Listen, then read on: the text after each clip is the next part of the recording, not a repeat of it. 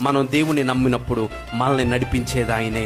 దావీదు ఎక్కడికి వెళ్ళినా సౌలుకు తెలిసిపోతుంది. సౌలుకి ఆ ఇన్ఫర్మేషన్ ఇచ్చేది ఎవరంటే దావీదుతో ఉన్నవారే. దావీదుతో ఉన్నవారు, దావీదును చూచిన వారు, లేకపోతే సౌలు యొక్క భటులు కావచ్చు. కానీ సౌలు ఎక్కడికి వస్తున్నా దావీదుకు ముందుగానే ఇన్ఫర్మేషన్ తెలుస్తుంది. అది ఎలాగో తెలుసా? దావీదుకి దేవుడే ఒక ఇన్ఫార్మర్ గా ఉన్నాడు. స్తోత్రం కలుగును గాక.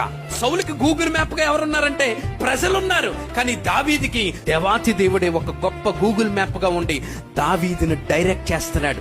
దావీదు యొక్క మార్గాల్లోనికి నడిపిస్తూ ఉన్నాడు. స్తోత్రం కలుగును గాక. మనం దేవుని నమ్మినప్పుడు మనల్ని నడిపించేది ఆయనే. మనకు వినబడే స్వరాలు అనేకమైనవి వినబడతాయి, కానీ అసలైన స్వరాన్ని మనం వినడానికి సిద్ధపడాలి. ఎంతో మంది దావీదుతో మాట్లాడుతున్నారేమో, ఎంతో మంది ఇక్కడే ఉండండి అని చెప్తున్నారేమో, కానీ పైనుండి ఒక స్వరం వినబడుతున్నారే, ఈ కెయీలా ప్రజలు నిన్ను సౌలు చేతికి అప్పగించబోతూ ఉన్నారు, తక్షణం ఇక్కడి నుంచి వెళ్ళిపో. వెంటనే దావీదు తన మార్గాన్ని మార్చుకుని సౌలుకు దూరంగా పారిపోయాడంట.